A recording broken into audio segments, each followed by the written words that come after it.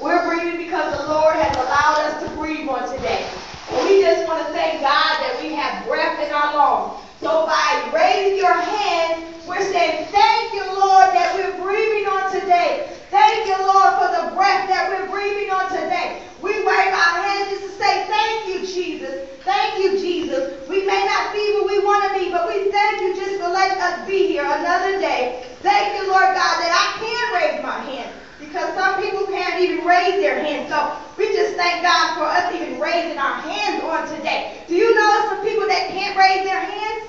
You know that?